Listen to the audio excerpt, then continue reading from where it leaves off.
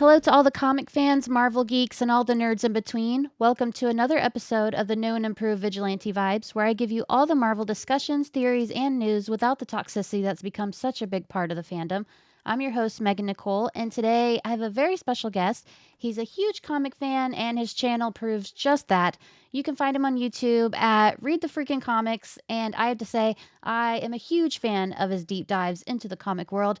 So, I think you guys will too. Please welcome Michael Regina. Hello, hello. How are you? So good. So excited you're here. Oh, thank you. Why don't you tell our listeners a little bit about yourself? Sure. I'm from Montreal, Canada, born and raised, and have been a comic nerd since as early as I can recall.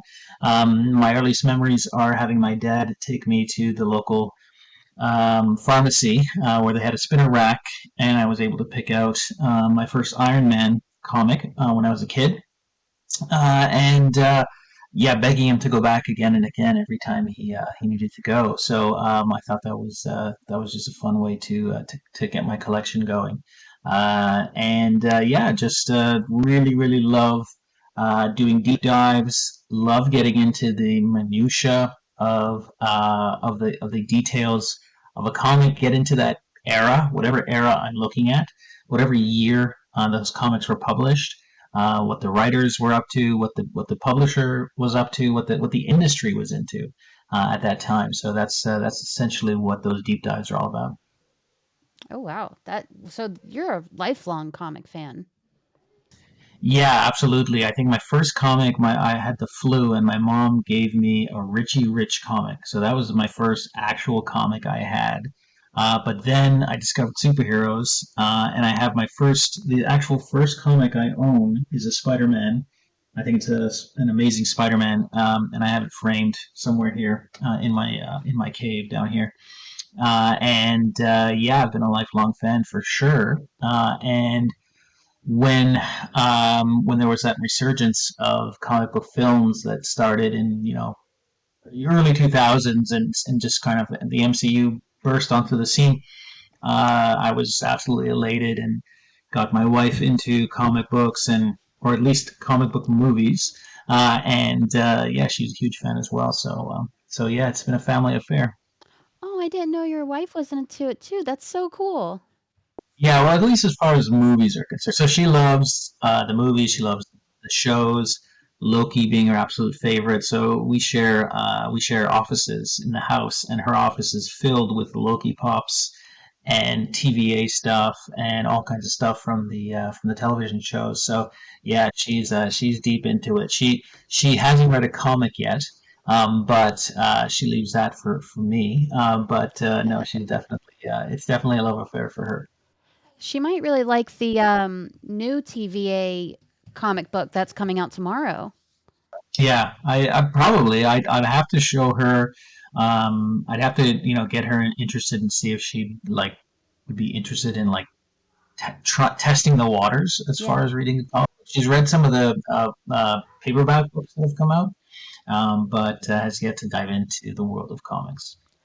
Well, I reviewed it for tomorrow, so I can't say too much on it because spoilers. Marvel's crazy about that, but it's like all mostly Loki characters or characters she will know if she's seen the movies or the shows. So it's really fun. I think that would be a really cool place to start. Yeah, definitely. Okay, so it's going to be on my pull list. I'll get that. I'll get that over to her and see. Maybe I'll put it in her stocking. I'm not going to bend it or anything, but I'll put it in her stocking. Oh, I'd love that. I'd love an update if she does read it. Absolutely, absolutely. I'll share with you.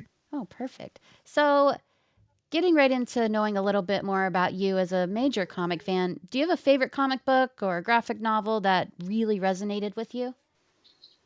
I'd have to say Mike Mignola's Hellboy. I love Mike Mignola's work, period, but his Hellboy stuff really resonated with me.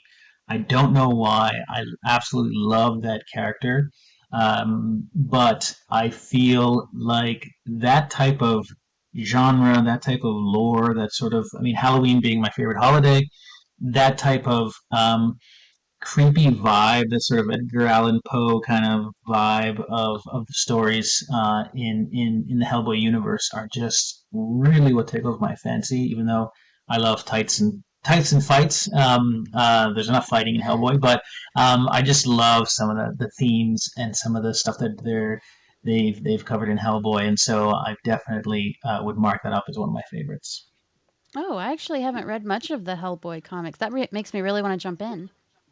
Yeah, absolutely. I mean, they cover stuff that is, based on actual lore, not lore, but fantasy stories like Baba Yaga and golems and all these various different folk tales that have been out there for centuries, and they treat it, of course, as 100% real. So when he's out there fighting Baba Yaga or an actual golem, it's 100% real, so it's a lot of fun. That does sound really cool. I'm gonna have to Mhm. check that out. Yeah, So, absolutely. would you say Hellboy is your all-time favorite comic book character? Uh, I have so I'm looking straight up at my pops right now, and I have two Superman, Doctor Fate. I have Batman Beyond up there. I will say I love the top tier, right? Definitely being the Batmans, the Supermans, Spider-Mans, those kind of top tier also work for me. Mhm. But I also love quirky characters like Doctor Fate. Like I said, Doctor Fate is just an absolute love that character. I love his look. I love the myth behind that story. Same thing with characters like Moon Knight. I just that those kind of characters really tickle me when they sort of base something based on either ancient history or mythology, that kind of thing. I really gravitate towards that. But I have to say, probably Superman. And I know I'm being sort of generic and basic, but I think Superman really speaks to me as well. And I can't help but get misty eyed when I see a Superman story. uh, you know, uh, a lot of it is about fathers and sons and legacies and stuff like that, and that sort of really gets to me in a good way, and really, it's really stories that I love. Absolutely. Don't worry about getting too generic. My favorite is Spider-Man, so like I feel you. I could tell. Yeah. Um, so your excitement about Superman, how do you feel about the upcoming Superman movie from James Gunn? So I'm definitely excited. James is definitely a very, very talented director, visual wise, story wise. I think he can set a mood. I think he can build a universe. I think, some of those behind the scenes images probably didn't serve the best purposes, meaning they looked a little Yeah. odd, some of the costume choices, but we don't know the context, right? We'll know tomorrow morning, or Thursday morning rather, when we see that trailer, what that finished look is going to be. But everything I've seen so far that is not behind the scenes work has been sort of elegant and beautiful. That motion poster that was released yesterday was really, really nice. It was a nice touch. So yes, I can't wait to see it because I believe in James Gunn. I believe in his world building abilities. Been watching Creature Commandos. I don't know if you've been watching. I don't want to I have. spoil it for you. The last one broke my heart, absolutely, and I yeah. So I sort of love that world that he's sort of building in. So I think it's going to be pretty epic, and I'm excited to see it. I'm excited to see the trailer on Thursday. Yeah, I am trying to dive in really hard into DC because, like you, I do completely trust James Gunn with this. If there's one thing about him, it's that he's going to make you fall in love with the character and he's going to rip that character away from you. GI Robot destroyed me inside and out. Yeah, absolutely. That's what I was talking about. My heart is broken. Um, so yeah, exactly. And a character like GI Robot that I didn't have much experience with. I mean, I understood who he was and that kind of thing. And then in one episode, he pulled like like let's like that first 5 minutes of the movie up. Like you Yeah. create a storyline, and then it's like, oh, you're engaged, and you're like, oh, look at him go, he's having a blast finally, and then he's gone, and just like gutted. And so I went to every social media account I had because I know James Gunn is so proficient like all over. And I just posted, "You broke my heart." I'm now going to mention this on Twitter. You broke my I, heart. I'm s- going to go. I Yeah. saw that. so I'm like, so I'm like, yeah. So yeah. So I mean, if he's able to do that with a character, as sort of esoteric as GI Robot, what can he do on building out something as big as Superman and sort of driving that story home? And I'm really interested to see some of the other characters he's brought on. Mr. Terrific looks really, really interesting. The Green Lantern, the Guy Gardner Green Lantern. That's the one where I'm looking at behind the scenes photos and I'm like, I'm not sure what's happening here. What look he's going for? But hopefully we'll be able to see some of it on Thursday when the trailer comes out. He did give some information today, actually. He said that it's not going to be an origin story of Superman. We're diving right in. He is established. Lois Lane knows him and does not like him, and I am so here for skipping the origin and jumping right into the action. Oh yeah, I think for these biggies, for the Mount Rushmore of superheroes, I don't think we necessarily need an origin story anymore. I mean, you look at what they did with Sony's animated Into the Spider Verse, and they just went right into it, and Hmm. and it's just and it the lore gets really deep into the Spider Verse, but we just inherently know these characters, and I think Superman it's pretty much well known. If you don't like comics or know comics, you know who Superman is, and he's from another planet, and that planet blew up or whatever, and he's here. I think that's pretty standard stuff that most people will know about. Even if you don't read comics or watch the movies, you know Peter Parker got bit by a spider. You know, like Yeah, exactly. we're good. It's Yeah, fine. We know what happens. exactly, He just exactly. I think just get into it, right? Like let's have some fun and no need to have that preamble. Yeah, I don't wanna see, coming into their own story. I don't wanna see David Corn Sweat go in not being Superman and coming out, "Oh, maybe he is worthy." I wanna see him established. I wanna see him confident in his role as Superman, and so far, James Gunn is delivering everything I asking, so I'm pretty sure he's just listening somewhere. Yeah, so he's watching every podcast, listening to everything, As he and just should. taking it all in. So that would be awesome. I think so. So, my next question, was there a specific moment in a comic that changed your perspective on the medium or storytelling in general? That's a great question. I'd have to say, Death of Superman, and I know we're kind of sticking on Superman here, but Death of Superman was at a pretty important time in my life. I think I was about 14, 15 when that occurred, and I was really shocked, but sort of really interested to know what they were going to do next, right? Like, so he has this storyline, like, is it true he's going to die, and sort of it actually happens and it occurs, and then it's like, okay, what is happening next? And I was really surprised that they would actually make a move like that, where they would take this established character and sort of kill them off, even if it was for just a temporary time. And so that was my introduction into how they can have major sea changes in these dramatic storylines, and they sort of recall them back, or they just reset the universe or whatever they do, right? But at the time, that sort of really rocked the sense of stability that I had with comics and with those characters, and it was really interesting to go through that process and sort of almost quasi grieve for Superman, but then sort of still be wondering like, well, what's going to happen next? Like, what are they doing now? Like, what's and that anticipation, right? So that was probably a pretty telling point in my life when that occurred. Oops. Oh, yeah, I could see that. I mean, it's pretty ballsy to start a comic with the death of Superman, and it's like, well, dang, now I know I'm gonna be emotionally scarred.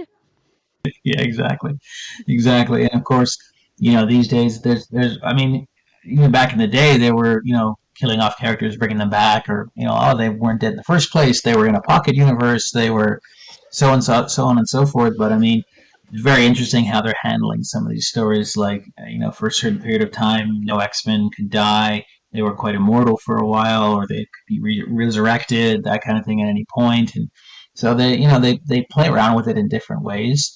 It makes storytelling interesting, and it makes for different stories. But yeah, I think it's a pretty common trope these days. But it was kind of shocking to me when that happened back in the day. I could see it being very surprising then. Now they do it often. Like I think one of the most recent ones was the death of Miss Marvel that they teased like months in advance, and you're like, "Wha okay, great." Yeah, yeah. I mean, yeah. I mean, it lends to sort of the bigger question about comics in general, like regarding tentpole storytelling, as I like to call it, right? Like, so are they building to something, and then there's the after effects of that?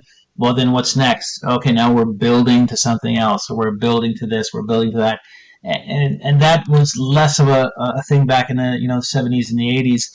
The '80s really sort of started kicking this off with crisis, the many crisis events, or the many the Secret Wars in Marvel, that kind of thing, where they had these tentpole events, major swings in the entire universe.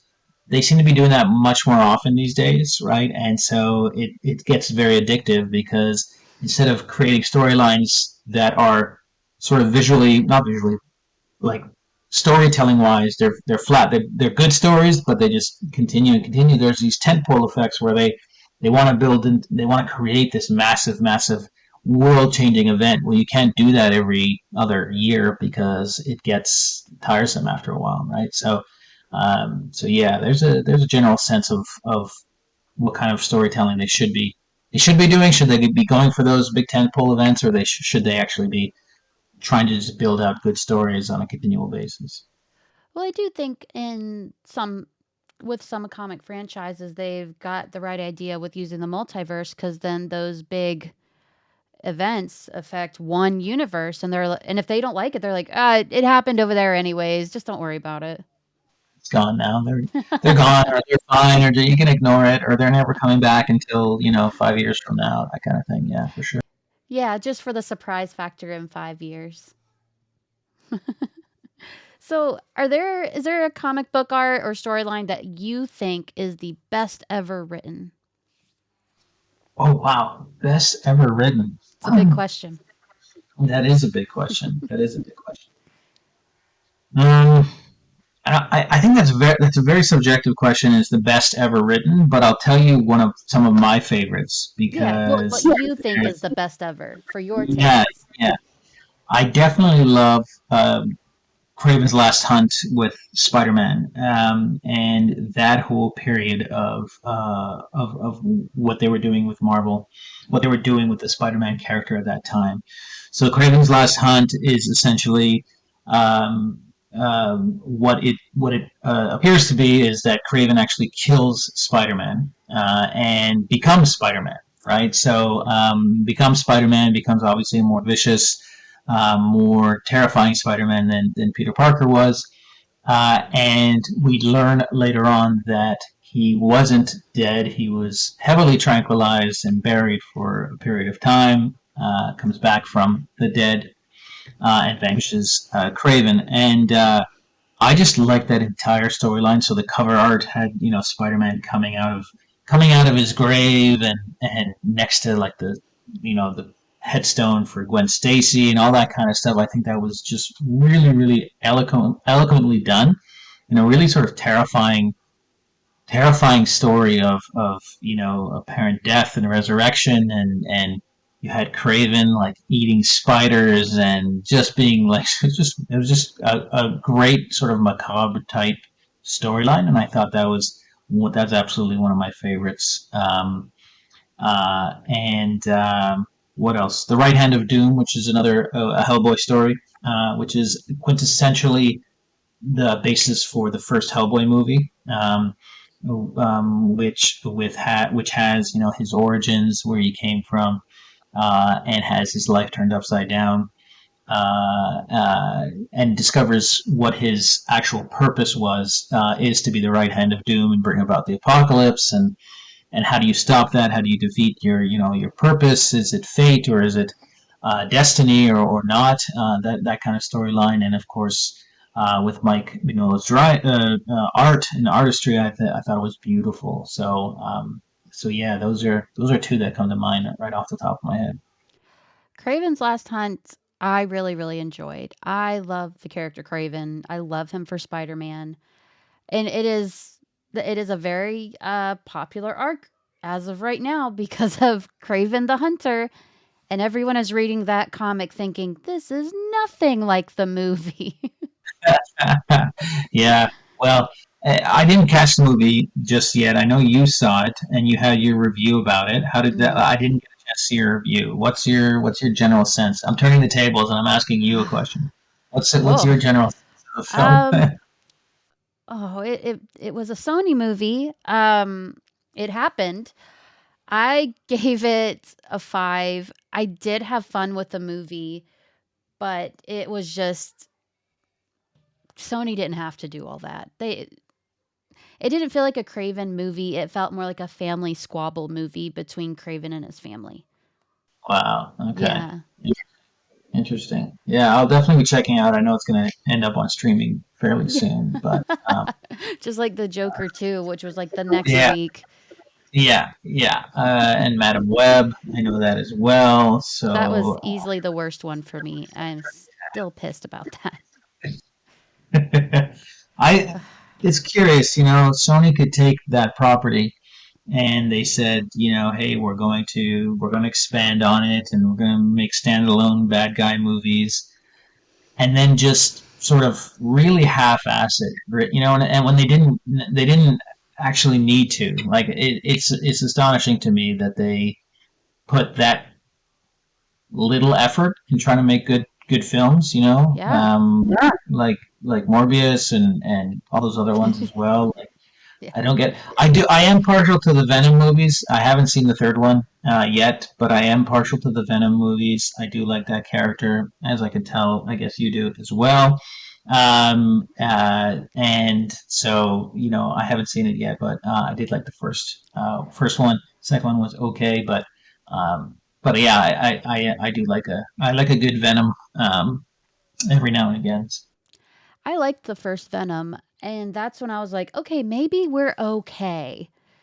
And then they just kept going and going, and it was just why? It's like you said, they don't put any care into it to the point that in Madam Web, the antagonist's mouth doesn't even sync up with the words. Like, I feel like that's an easy fix. You just kind of push it over to the right, you know? Yeah, yeah, I heard that. I heard that there was like a dubbing issue or whatever it is. It's wild. It's wild. And I also heard, spoilers for anyone who hasn't seen the movie, by the way. But I also heard, like, our three characters, the spider women we see don't really get into full costume and aren't really doing anything. It's only in future visions they're It's used, like something like that. it's like One Vision. If you've seen the trailer, you've seen them in their costumes and that's all you get. I was so pissed. I love those characters and those evil bastards went and did that. Oh, I'm so mad. And the thing that I think they screwed up the most and where they just stopped caring is when they made these villains into heroes. Because it's like, where is that going to lead? If they're heroes, they're not going to fight Spider Man. They're not going to become a sinister squad, sinister anything. They're Yeah, just going to be doing their thing. yeah. So they kind of took, so it's like the anti-hero sort of, template, and they sort of said, okay, we'll make our guy a reluctant hero, or they do the good thing in their own way, and they don't really care about it.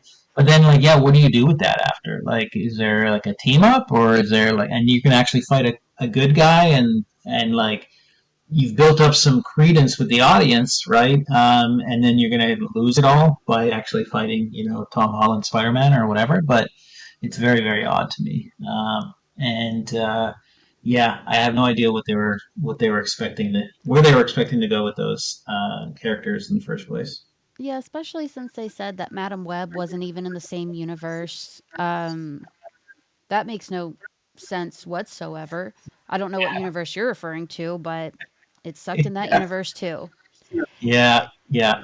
I don't know either. It's I don't understand it. It's just I could go on for hours about that. I'm still so mad. But like Craven, I will say was not the worst one for me.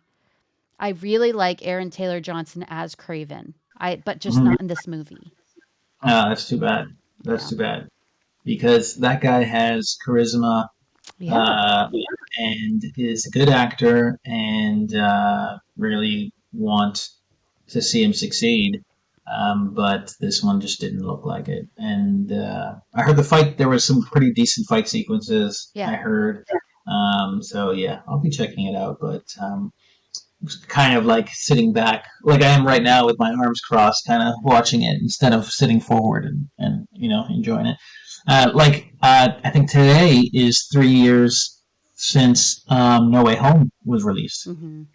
Yeah. So now that movie, I was like sitting forward and like highly anticipating, right? And Mhm. thinking like this is how you handle a group of really nasty guys. Give it a slightly lighter tone, right? It wasn't as dark as maybe their individual movies were, the original Sony films were, but like these are bad guys and they're trying to either redeem themselves or whatever it is. But in the end, they still get to fight. Fight the Spider-Man men, Yeah, it's hard to and say. yeah, and it worked really well. So I love that. I agree. That movie was a ton of fan service, but fan service is my love language, so who am I to argue with them? Exactly. Why not? Why not? Yeah. So, is there a writer or an artist that has had a huge influence on you? Uh, well, I have my some artists that I really love, like uh, Sal Buscema and Todd McFarlane, Mike Mignola, as I mentioned previously. uh, Writers such as Denny O'Neil. So Denny O'Neil is a writer from the 60s to the 90s, basically, and he has had such an influence on both DC and Marvel that you'd be surprised if he didn't touch something that you loved, if you love comics at all, right? Yeah. So I definitely think, as a writer and editor, he definitely had the most impact because my era was sort of the modern era, which is like the 70s to the 90s, right? When I was younger and collecting comics, I still do collect comics, but I think that was the peak period for me, and that was like the most influential. And when Todd inked that Spider-Man and gave him a really fresh new look and feel. He really made Spider-Man very kinetic feeling. He like Spider-Man now moved very differently. That whole universe was really really interesting to look at. And then when he left Marvel and went on to create Spawn, um, I thought that was brilliant as well, and I loved it as well. So Todd definitely just in the way his mind works and how he draws was really really life changing for me. I'm in no way an artist, but I was actually really inspired to take his drawings and sort of replicate them as best I could and sort of just start to try to learn how to draw and stuff like that. And Todd's work definitely was the main reason why I did that because I just loved it so much, and that was the way I could enjoy it and study it more. Oh wow. That's so nice. Those are solid answers, I'd say. Thank you. So, how do you feel about the evolution of comics over the years? Have you seen any significant changes in themes or art styles?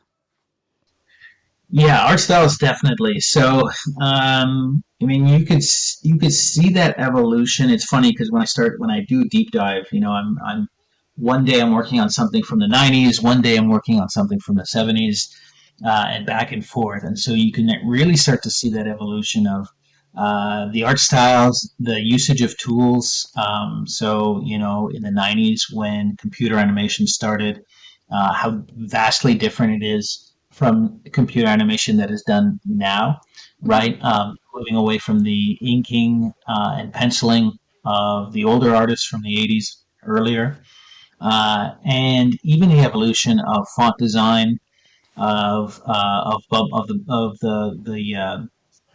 bubbles, the Yes. thought bubbles, talking bubbles, those kind of things have Mhm. really sort of shifted, and sort of how they've improved upon things, but actually changed as they were doing so. So, case in point, I was covering a 90s comic, and a Wolverine from 1996, I believe, and a lot of that computer work was being done. A lot of that sort of uh, shading, I guess you would call it, right? And computer programs at the time were just not as capable as they are now to incorporate that hand drawn feel, to incorporate true shading as it's done by a hand artist. And so the animations come out very manga type, and I'm not shitting on manga, but I'm just saying it very like manga looking. The art comes across kind of flat for a small period of time, and so to me that's really really interesting to see that evolution, because everything was moving towards that computer, using computers to draw. And so some people said the art was lessened at that time in the 90s for those that were drawing strictly on computers. Nowadays, almost everybody draws on computers. It's actually pretty much the norm. It's the opposite if you're not. Yeah. And but the quality of that computer work is so much better now, and it feels very much like hand drawn art. So yeah, I can see that evolution, and get appreciation for it, and sort of be able to look at a comic, um, a panel, a page, whatever it is, and almost be able to say, oh, that looks like it's from the 70s, or that looks like it's from the 80s or the 90s. So yeah, it has definitely changed, and tracking that stuff is really really fun. I I can see that. I think it's changed just as well as the storylines or the characters. It's very modernized, very brightly colored, very quick. Mm-hmm. Mm-hmm. Yeah, and the way they tell stories absolutely has changed, right? And that's just the culture feeding on itself, but not. That sounds negative, but it's not. You have artists now who had grown up in the 90s, right, and early 2000s, and so they are showcasing their art in the way that they were brought up with that with the art that they were brought up with, right? So it just kind of feeds upon itself, and so that's what that evolution is. And then the same thing happens in music, in film, in literature, those kind of things, where the culture just is, new generations come in, they bring in their new and different ways of seeing things because they were impacted by the culture from their younger years, and so on and so forth. So I think it's definitely changing the way stories are told, how quick they are, and are we talking more speech bubbles, less speech bubbles, more exposition, less exposition? Entire pages that it's just one key piece of art versus rows of 9 perfect rows of boxes, or 9 boxes rather, and 3 perfect rows, telling a story, right? And how that's changed is fascinating to see. I agree. That it's a lot of there's like really really big changes you do notice, and then there's the tiny ones that's like, oh, have the speech bubbles gotten bigger? Have the sentences gotten longer? Are there not as many thwips throughout the comics? So, in your opinion, what makes a comic book stand out compared to other forms of storytelling like novels or movies? It's a really good question. Thank you. The the comic book is almost like a miniature slice of of time, that you're given to control at your own pace, because you are the reader. You are omnipresent. You get to see the thoughts, read the thoughts rather, read the speeches, get the exposition, get some context, right? Oh, that, the editor's notes, this happened in the previous issue. And so you're dropping in on that really short period of time where something definitely epic is happening. Comic books are nothing but exciting, right? I mean, I wouldn't read a boring comic book about nothing that if nothing happens. Um, so you're given that small slice of time, and what's exciting is that it's almost always left off in a cliffhanger, right? So what's going to happen next time, right? What's going to occur? Some major crisis is averted, but then there's a new crisis around the corner, and you're the only one who sees that guy in the corner watching our heroes walk off. So who's that? What's going to happen? Where's it going to go from here? That kind of thing. And I think you know, comic book movies borrow heavily on this, of course. Those are 2 hour long epics that are not necessarily stories, they are movies. So we don't necessarily get all the context, we don't get the thought processes. It's told in a different medium, of course. Books are longer form, there's little to no art form. So it's kind of this unique picture storytelling that we're able to share with each other, and it's almost like telling a story across a campfire back in the day, where it's a short story, something you can digest very easily. And I think comics are a follow up to that kind of storytelling, where it's not quite full cerebral in the head because there's lots of visuals, but it's also not like watching a movie because it doesn't happen right in front of you and you're just passive, right? You are the one reading those comic books. You are the one building out that motion that is shown to you in a static format, but you're the one building out that motion. You're the one filling in those thoughts, filling in those voices, and all the action. So it's a very unique experience. I love how you answered that because when I came up with the question, I was like, I don't know how to answer that. Hopefully, he has a good one because I might just steal that answer. Go for it. You can take it. It was very, very well said. I really loved everything you said. Thank you. I appreciate that. So, for my last question, where can our listeners find you?